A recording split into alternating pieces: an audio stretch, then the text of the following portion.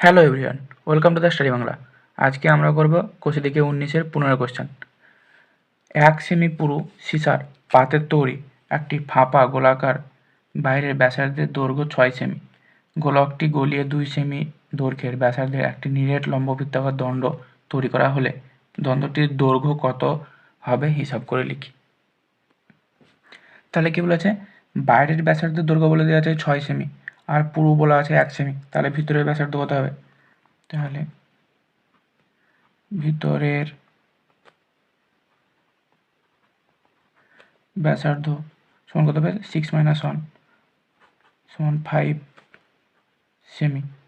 তাহলে ভিতরের ব্যাসার্ধ হচ্ছে 6 - 1 সমান 5 সেমি। তাহলে গোলকটির ফাঁপা অংশের আয়তন কত হবে? তাহলে গোলকটির ফাঁপা অংশের আয়তন কত হবে? আমরা জানি 4/3 পাই আর কিউব। তাহলে এখানে হচ্ছে 4/3 পাই মানে হচ্ছে 22/7 আর ফাঁপা মানে হচ্ছে কত না, তো 5 সেমি, কারণ ভিতরটা বলা আছে 5 সেমি, বাইরটা ছিল 6 সেমি আর 1 সেমি পুরো ছিল। তাহলে ফাঁপা যেটুকু আছে সেটুকু হচ্ছে 5 সেমি। তাহলে আর কিউব মানে হচ্ছে 5 × 5 × 5 এত ঘন সেমি। এত হবে গোলকটির ফাঁপা অংশের আয়তন। গোলকটির বাইরের অংশের আয়তন কত হবে? মানে গোলকটির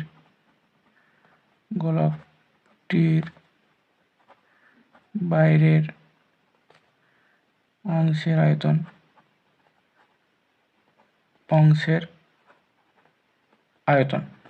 এটাও হবে 4/3 পাই আর কিউব। এটা আর মানে এখানে কি, বাইরের অংশ মানে এখানে 6 সেমি, কারণ এখানে বলা হয়েছিল বাইরের ব্যাসার্ধ বলা হয়েছিল 6 সেমি। তাহলে এখানে আর মানে হচ্ছে এখানে 6, তাহলে 4/3 পাই মানে হচ্ছে 22/7 আর মানে 6 × 6 × 6 এত ঘন সেমি। তাহলে এটা হচ্ছে বাইরের অংশের আয়তন আর এটা হচ্ছে ভিতরের অংশের আয়তন। এটা পেয়ে গেছি। তাহলে গোলকটিতে লোহার পরিমাণ আমরা পেয়ে যাব, এইটা মাইনাস এটা করলে গোলকটিতে লোহার পরিমাণ পেয়ে যাব। তাহলে অতএব গোলকটিতে লোহার পরিমাণ কী হবে না, তো এটা মাইনাস এটা যদি করি তাহলে এটা সমান হবে 4/3 × 22/7। এটা দুটো দিয়ে আছে, তার মানে আমরা এটা কমন নিয়ে নিলাম প্রথম। তাহলে এখান থেকে এটা হবে 6 × 6 × 6 মাইনাস এটা হচ্ছে 5 × 5 × 5 এত ঘন সেমি।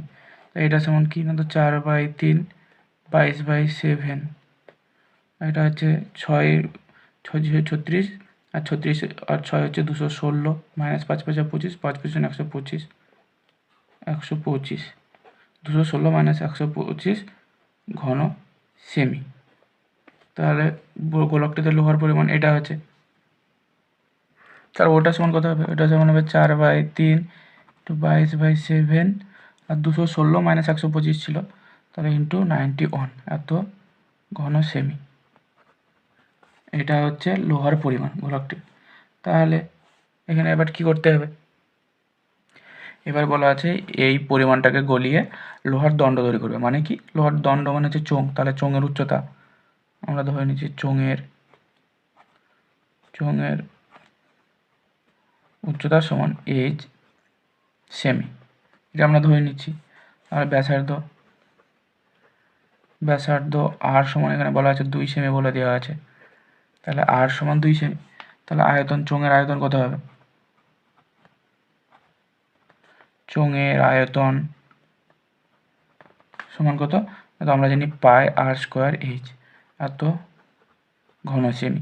এটা আমরা জানি চোঙের আয়তন সমান পাই r² h। তাহলে এখানে পাই মানে হচ্ছে 22/7 আর মানে হচ্ছে কত না, এখানে পেয়েছি 2, তাহলে 2 × 2 আর h এর মান বার করতে হবে। তাহলে h মানে h এত ঘন সেমি। তাহলে এইটা কি হয়েছে, এইটা তৈরি হয়েছে এইটা গলিয়ে। তাহলে শর্তানুমতে যদি এটা আমরা সমান করি দুটোকে, তাহলে আমরা h পেয়ে যাব। তাহলে শর্তে কী হবে না, তো 22/7 2 × 2 × h সমান হচ্ছে 4/3 × 22/7 × 91। তাহলে এখানে 22/7 22/7 কেটে যাচ্ছে। তাহলে এখানে 2 2 4, 2 2 কেটে যাচ্ছে। আর এটা কত হচ্ছে তাহলে? এটা 3 আর এখানে 91। তাহলে অতএব এইচ সমান হচ্ছে 91/3 এটা। আর এইচ সমান 91/3 সমান হচ্ছে 30/1/3 এত। তাহলে দণ্ডের উচ্চতা কত পাচ্ছি? 30/1/3। তাহলে অতএব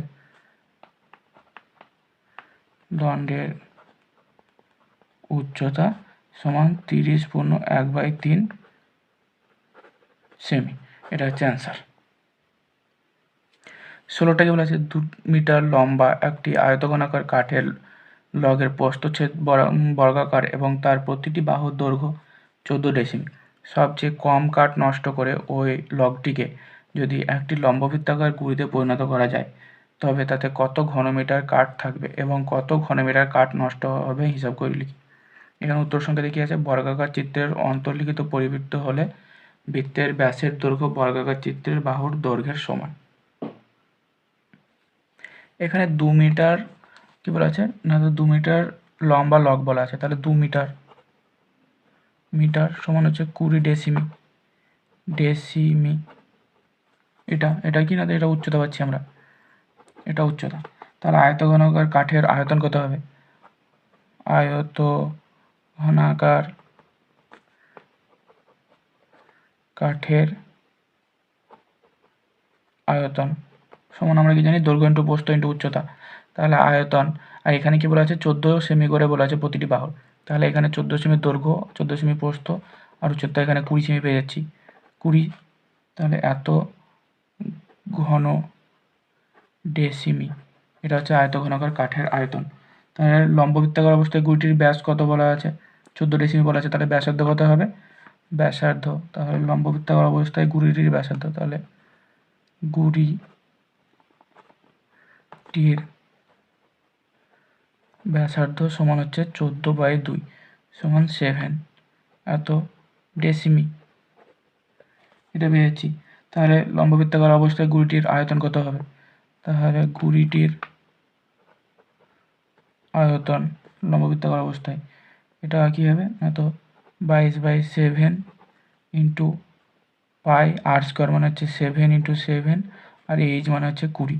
তাহলে পাই আর স্কোয়ার এইচ, এত ঘন ডেসিমি, এটা হচ্ছে লম্ববৃত্তাকার অবস্থায় গুঁড়িটির আয়তন। পাই আর স্কোয়ার এইচ 22/7 আর এখানে 7 মানে 7 ইন্টু 7 ইন্টু হচ্ছে এইচ হচ্ছে 20 এত। তাহলে এটা পাচ্ছি, এটা সমান কত? তাহলে 7 কেটে যাচ্ছে, তাহলে এটা সমান হবে 3080 ঘন ডেসিমি। এটা আয়তন আমরা পাচ্ছি 3080 ঘন ডেসিমি। তাহলে এবার এটা থেকে আমরা কি করতে পারি? 3080 ঘন ডেসিমি সমান আমরা করতে পারি 3080 বাই 1000 ঘন মিটার। ডেসিমি থেকে মিটারে যেতে গেলে কি হয় না, তো 10 দিয়ে ভাগ হয়, কিন্তু এখানে ঘন আছে তার জন্য 1000 দিয়ে, তাহলে ঘন মিটার। তাহলে এত ঘন ডেসিমি সমান এত ঘন মিটার, এটা সমান কত হবে? 3.08 ঘন মিটার। এটা হচ্ছে এত ঘন ডেসিমি সমান এত মিটার। তাহলে এতটা 3.08 ঘন মিটার কাঠ পড়ে থাকলো।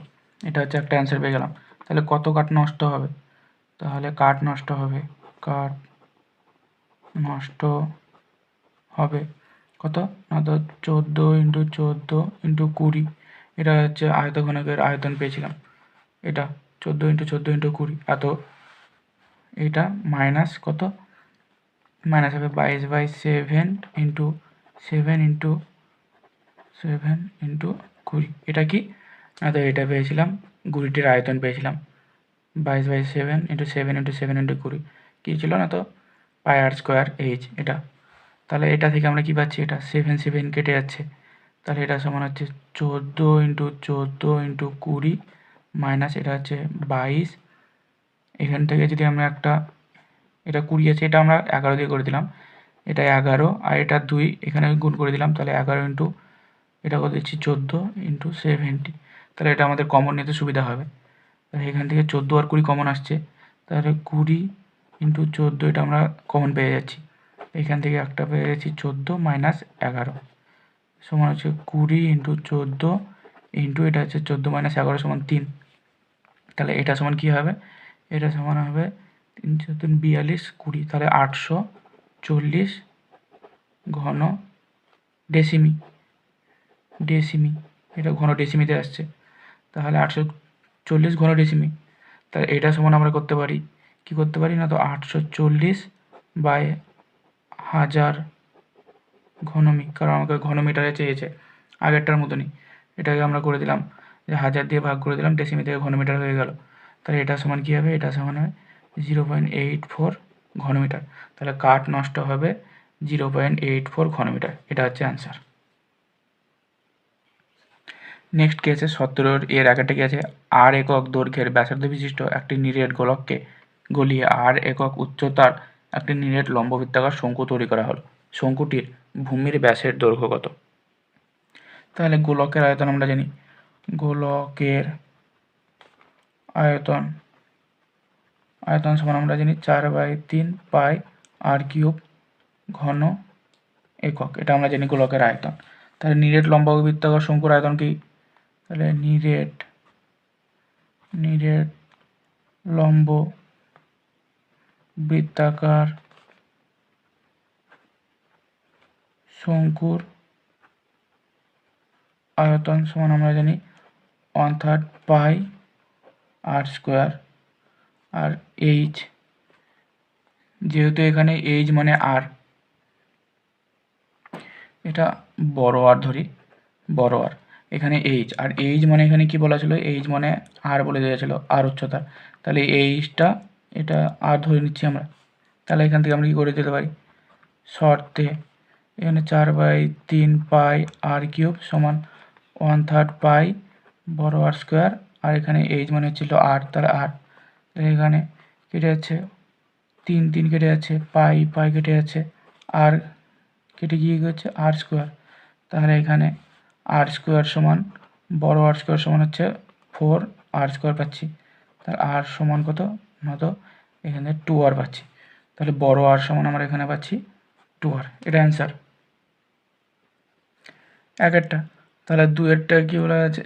এটা এ ছিল 2 আর একক। দুয়েরটা হচ্ছে একটি নিরেট লম্ববৃত্তাকার শঙ্কুকে গলিয়ে একই দৈর্ঘ্যের ব্যাসার্ধ বিশিষ্ট একটি নিরেট লম্ববৃত্তাকার চোঙ তৈরি করা হলো, যার উচ্চতা 5 সেমি। শঙ্কুটির উচ্চতা কত? নিরেট লম্ববৃত্তাকার শঙ্কুর আয়তন কত? তার নিরেট লম্ববৃত্তাকার শঙ্কুর আয়তন সমান হচ্ছে 1/3 পাই আর স্কোয়ার এইচ, এত ঘন একক। এটা হচ্ছে আয়তন নিরেট লম্ববৃত্তাকার শঙ্কুর। তাহলে চোঙের ব্যাসার্ধ আর, এখানে শঙ্কুর ব্যাসার্ধ আর ধরে নিচ্ছি, চোঙের ব্যাসার্ধ আর, তাহলে চোঙের আয়তন কত হবে? চোঙের আয়তন সমান হচ্ছে আমরা জানি পাই আর স্কোয়ার, আর চোঙের আয়তনে এইচের মান বলা আছে 5 বলে দেওয়া আছে উচ্চতা। তাহলে এখানে চোঙের আয়তন হবে পাই আর স্কোয়ার ইন্টু 5। তাহলে শর্তে হচ্ছে 1/3 পাই আর স্কোয়ার এইচ, এটা সমানে বলা আছে এটা, তাহলে পাই আর স্কোয়ার 5। তাহলে পাই আর স্কোয়ার কেটে যাচ্ছে, তাহলে অতএব এইচ সমান হচ্ছে 15। তাহলে হাইট হচ্ছে 15। এটা হচ্ছে অ্যান্সার। তাহলে দুয়েরটার অ্যান্সার হচ্ছে অপশান বি, 15 সেমি। তিনটা কি আছে? একটি লম্ববৃত্তাকার চোঙের ব্যাসার্ধের দৈর্ঘ্য আর একক এবং উচ্চতা 2 আর একক। চোঙটির মধ্যে সর্ববৃহৎ যে গোলকটি রাখা যাবে তার ব্যাসের দৈর্ঘ্য কত? তাহলে কি বলা আছে? একটা নিরেট লম্ববৃত্তাকার চোঙ বলা আছে, চোঙ, এটা একটা ধরে নিচ্ছি চোঙ। তাহলে এইখানে আর বলা আছে, এটা বলা আছে ব্যাসার্ধ বলা আছে আর এটা বলা আছে 2 আর, এটা। তাহলে এইখানে একটা গোলক হবে, তাহলে একটা গোলক রাখা যাবে যার ব্যাসার্ধ কত? যার ব্যাসার্ধ এখান থেকে এখানটা আছে আরই হচ্ছে, তাহলে গোলকটার ব্যাসার্ধ হচ্ছে আর পেয়ে যাচ্ছে আমরা। তাহলে যেটা এটা আর ছিল চোঙের ব্যাসার্ধ, সেটাই আমরা পেয়ে যাচ্ছি গোলকের ব্যাসার্ধ। তাহলে ব্যাস কত হবে? 2 আর, তাহলে ব্যাস হবে 2 আর। অ্যান্সার হচ্ছে 2 আর একক। চারেরটা কি আছে? আর একক দৈর্ঘ্যের ব্যাসার্ধ বিশিষ্ট একটি নিরেট অর্ধগোলক থেকে সর্ববৃহৎ যে নিরেট শঙ্কু কেটে নেওয়া যাবে তার আয়তন কত? তাহলে এখানে চারটা কি না, তো একটা অর্ধগোলক, এরকম একটা ধরে নিই অর্ধগোলক আছে, যেটা থেকে একটা শঙ্কু কেটে নেওয়া হবে। শঙ্কু কীরকম হবে, শঙ্কু এরকম একটা শঙ্কু ধরে নিচ্ছি, এরকম একটা শঙ্কু কেটে নেওয়া হচ্ছে এই অর্ধগোলক থেকে। তাহলে শঙ্কুর ক্ষেত্রফল আমরা কি জানি, 1/3 পাই আর স্কোয়ার এইচ। কিন্তু এখানে আর একক ব্যাসার্ধ বলা আছে, তার মানে এটা হচ্ছে আর, এটা আর, এটা পুরোটা যদি 2r হয় তাহলে এটাও আর মানে এখানে শঙ্কুর এখানে আমরা উচ্চতাটা কি পাচ্ছি না, তো আর পেয়ে যাচ্ছি। তাহলে এখানে উচ্চতা আর পাচ্ছি, তার মানে এখানে উচ্চতাটা এখানে এইচের জায়গায় আর বসবে। তাহলে 1/3 পাই আর স্কোয়ার ইন্টু আর সমানের কী হবে না, তো পাই আর কিউব বাই 3 এত ঘন একক। এটা হচ্ছে অ্যান্সার। 5টা কি আছে, এক্স একক দৈর্ঘ্যের ধার বিশিষ্ট একটি নিরেট ঘনক থেকে সর্ববৃহৎ একটি নিরেট গোলক কেটে নেওয়া হলে গোলকের ব্যাসের দৈর্ঘ্য কত। তাহলে কী বলা আছে, একটি ঘনক বলা আছে যার দৈর্ঘ্য বলা আছে এক্স একক। তা আমরা একটা ধরে নিচ্ছি, এটা দৈর্ঘ্য হচ্ছে এক্স একক, পুরো সবগুলো হচ্ছে এক্স এক্স এক্স করে, এগুলো এক্স একক, এগুলো এক্স একক, সব এক্স। তাহলে এখান থেকে একটা কি তৈরি করবে, এখানে একটা ঘনক থেকে গোলক তৈরি করা হবে। তার মানে এরকম যদি একটা গোলক তৈরি করা হয়, এটা লম্বা হয়ে যাচ্ছে কিন্তু এটা গোল হবে, এরকম একটা গোলক তৈরি করা হয় পুরোটা, এটা যদি গোলক তৈরি করা হয় তাহলে এটা পুরোটা হচ্ছে এক্স, তার মানে এইখান থেকে এইখানটা হচ্ছে এক্স, এটা পুরোটা হচ্ছে এক্স। তাহলে এটা কি, এটা হচ্ছে ব্যাস পেয়ে যাচ্ছি পুরোটা, তাহলে এইখান থেকে এটা হচ্ছে ব্যাসার্ধ, তাহলে ব্যাসার্ধ হচ্ছে x/2 পাচ্ছি আর ব্যাস পাচ্ছি আমরা এক্স। তাহলে ব্যাসটাই জিজ্ঞাসা করা আছে, তাহলে এটার কেটে নেওয়া হলে ব্যাসের দৈর্ঘ্য এক্সই হচ্ছে, তাহলে অ্যান্সার এক্সই হবে।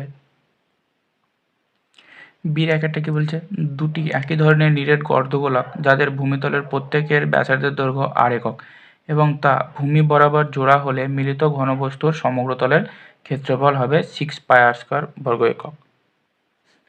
তাহলে এখানে দুটো অর্ধগোলক বলা আছে, তাহলে বি এর একটা, এটা পরস্পর মিলিত হবে, মানে এইরকম একটা অর্ধগোলক থাকলো আর এইদিকে একটা অর্ধগোলক হলো, যেটা পরস্পর মিলিত হয়ে কি বলা আছে না, তো 6πr² হবে, 6πr² হবে বলেছে। কিন্তু আমরা কি জানি না, তো পুরো গোলকের সমগ্রতলের ক্ষেত্রফল কি আমরা জানি 4πr²। তাহলে এই দুটো মিলিত হয়ে একটা পুরো গোলকই তৈরি হয়ে যাচ্ছে, একই ব্যাসার্ধের বলা আছে, একই রকম বলা আছে, তাহলে পুরোটা মিলে একটা গোলক তৈরি হচ্ছে। কিন্তু গোলকের আমরা জানি 4πr², এটা জানি, কিন্তু বলা আছে 6πr², তাহলে এটা কী হবে, মিথ্যা হয়ে যাবে, মিথ্যা। তাহলে অ্যান্সার হচ্ছে মিথ্যা, এটা 4πr² হচ্ছে কিন্তু বলা আছে 6πr², তার জন্য এটা মিথ্যা।